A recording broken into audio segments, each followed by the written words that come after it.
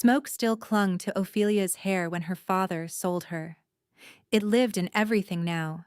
The wool banners hung in mourning along the rafters, the ash ground into the flagstones, the sour taste at the back of her throat that no water could wash away. 3 days ago, the border trenches had burned. 2 days ago, they had hauled back bodies until dawn. This morning, the great hall of Ashford Pack had been scrubbed clean for diplomacy. Clean enough for betrayal. Ophelia stood at the base of the dais with silver shackles around her wrists and ankles, listening to men discuss her like acreage. "Your youngest?" said the Duskwalker envoy, a broad-shouldered wolf with a scar splitting his eyebrow and a smile that never touched his eyes. The treaty terms specified blood guarantee, not infirm livestock. Infirm? Ophelia bit the inside of her cheek until she tasted blood. Her father, Alpha Rowan Ashford, did not look at her. He studied the treaty parchment instead, thumb smoothing the wax seal as if it mattered more than the daughter chained 10 paces away. "She is healthy enough to work," he said, "and she carries my line. That is what you asked." The envoy's gaze dropped to the old marks on Ophelia's collarbone where her gown had slipped, thin, pale lines from punishments she'd stopped trying to count. "Your line seems fond of the lash." "She was disciplined," her father snapped, finally glancing at her with flat, warning eyes. "She has a difficult temperament." A laugh rolled through the Duskwalker warriors lining the hall. Ophelia stared at the polished floor because if she met his gaze, she might bare her teeth in front of the entire court, and that would end with her dragged out by her hair. Her mother had died when she was 10. Her brothers were already ash on the border. She had no allies left in this room, only witnesses. Elder Brenna, who used to braid Ophelia's hair for moon feasts when she was a child, stepped forward from the council benches. For one wild heartbeat, Ophelia thought she would object. Instead, Brenna adjusted Ophelia's chain with brisk fingers and said, "Kneel when they call your name. Do not embarrass us further." Us. The envoy unrolled a second scroll and began reading the terms in a loud ceremonial voice. Tribute of grain, winter iron, patrol rights along the granite ridge. And finally, one unmated female of Ashford bloodline to reside in Duskwalker Barracks as treaty collateral and labor servant for 7 years, revocable only by unanimous council vote. 7 years, if she survived. "Do you contest the binding?" the envoy asked her, because custom required the illusion of consent. Ophelia raised her head. Around her, banners in Ashford red and black hung limp in the smoke-thick air. Her father's jaw flexed once. Answer correctly. Live quietly. Be useful for once. Her voice came out hoarse but steady. "Would it matter if I did?" The envoy grinned. "No." "Then no," she said. "Good girl," her father murmured, as if she had obeyed some household rule instead of stepping willingly into captivity. They sealed it with blood on stone. Her father cut his palm. The envoy cut his. Then a guard took Ophelia's hand before she could pull away and dragged a ceremonial blade across her skin. Her blood hit the treaty slab in 3 bright drops. The hall breathed out as if a burden had lifted. By sunset, she was in a chain wagon with 2 dead-eyed horses and 6 Duskwalker soldiers. They crossed the ruined border while ravens followed overhead, black against a bruised sky. Ophelia's wrists burned where the silver rubbed raw. Silver did more than bite skin in wolfkin. It muffled instinct, dulled reflex, made her feel half asleep inside her own bones. One of the soldiers tossed her a crust of bread around midnight. "Eat, tribute," he said. "You'll need strength. Barracks don't feed ornaments." Another leaned in, his breath fermented with ale. "Maybe if you're pretty enough, they'll move you to officers' quarters." "She won't last a week," said a third. "Look at her. Ashford bones and Ashford pride. Both break easy." They laughed until one of them spit through the bars and the gob landed on her knee. By dawn, the Duskwalker stronghold rose from the mountain pass like it had grown out of the rock itself. black stone, iron watchtowers, wolf-head standards whipping in the wind. Drums sounded once from inside the walls, deep enough to rattle her ribs.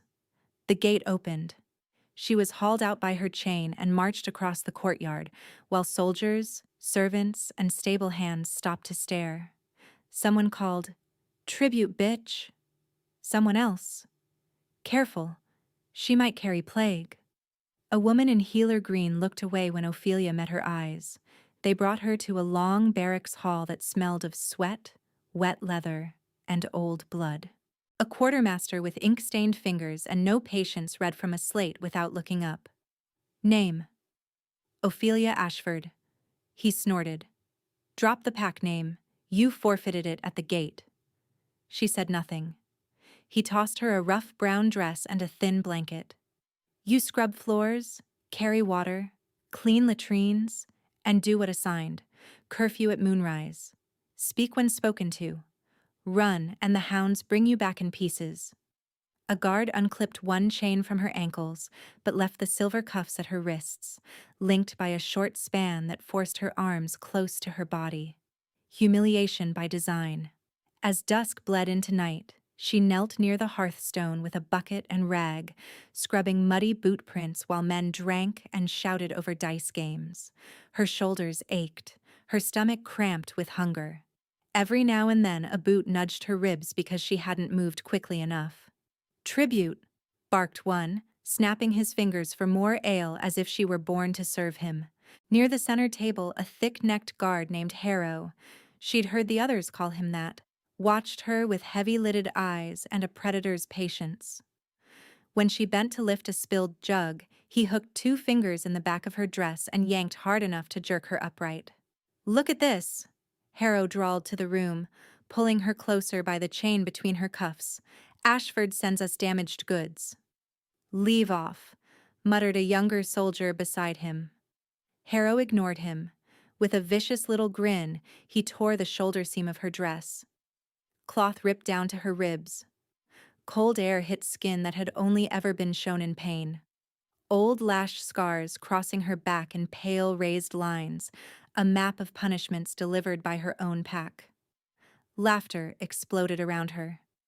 Saints, did they train her with whips? Maybe she liked it. "Turn around, Tribute. Let us see all your father's handiwork." Ophelia twisted, trying to wrench free, but Harrow's grip tightened. Panic burst sharp behind her sternum. Not again. Not here. Not with 40 strangers watching and no one stopping it. "Please," she heard herself say. Hated it. Said it anyway. "Stop." "Beg prettier," Harrow said, shoving her toward the table. "Or maybe I carve new stripes so you remember who owns you now." Something in her snapped clean in two. Not pride. Pride had been flayed off her at the treaty stone. Not hope. That had died at the gate. It was the thin final thread that says endure. She stomped backward onto Harrow's instep with all her weight, whipped her bound hands up into his jaw, and felt cartilage crunch. He roared and staggered. Ophelia ran. She hit the barracks door shoulder first and burst into the night. Wind knifed through the torn dress. Gravel slashed her bare feet. Behind her, shouts erupted. "Get her!" "She's heading east wall." The stronghold was a maze of torchlit corridors, armory sheds, training rings, and stacked timber. Ophelia sprinted between them half-blind, chain clattering at her wrists, lungs burning from silver and terror. She vaulted a rain barrel, skidded in mud, slammed into a stone corner hard enough to see stars, then kept moving. If they caught her, Harrow would make a spectacle of it, of her. She cut through a narrow passage by the kennels and nearly collided with a line of tethered warhounds that erupted in snarls at her scent. Their barking triggered bells from the nearest tower. Somewhere boots pounded in pursuit. Think. Think. The outer wall loomed ahead, slick with night mist. To the left, a supply cart sat unattended beneath a watch platform, sacks piled high. Ophelia scrambled up the wheel spokes, hauled herself onto the cart roof, then to the platform rail. Splinters dug into her palms, her chain snagged on a nail. She yanked, skin peeling, and the link tore free with a metallic shriek. "Up there!" someone yelled. An arrow thudded into the wood beside her head. She threw herself from the platform to the other side of the wall and landed in thorn scrub on a steep slope, pain detonating through her ankle. She bit back a scream and slid half-rolling down wet earth until she hit the base of the ravine. For a moment she lay there face down, tasting mud and iron, shaking so hard her teeth clicked. Then a horn sounded from the wall. Hounds. Ophelia forced herself up and limped into the trees. The forest beyond Duskwalker Keep was not gentle woodland. It was old-growth pine and jagged rock, roots like coiled serpents, ravines swallowing moonlight. Branches clawed her exposed shoulders. Each breath dragged fire through her chest. Silver cuffs turned heavier with every step, as if the metal drank her strength. She didn't know where she was going. Away was enough. Behind her, the hunt noise spread and narrowed at once. Distant calls from sentries, closer crashing through underbrush, hounds baying on her trail. She veered downslope toward water, remembering old border lessons. Streams confused scent. Her injured ankle screamed. She kept moving until she stumbled into an icy creek and nearly collapsed. The current soaked her skirt and numbed her feet.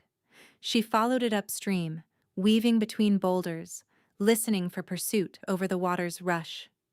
Minutes or hours later, torchlight flickered ahead through the trees.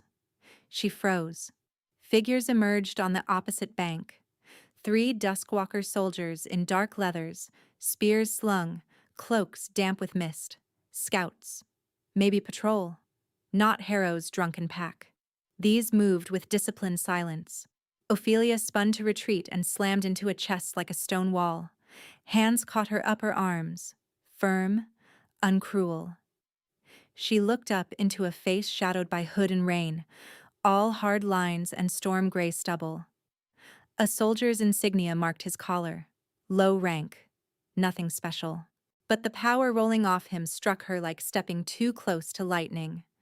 "Easy," he said, voice rough and low. "You're bleeding." She tried to wrench free. "Don't touch me." From downriver came Harrow's shout, breathless and furious. "There, that's her. Hold the bitch." Harrow crashed into the clearing with 2 men behind him, lips split and swollen. He pointed at Ophelia as if presenting prey. She attacked an officer and ran.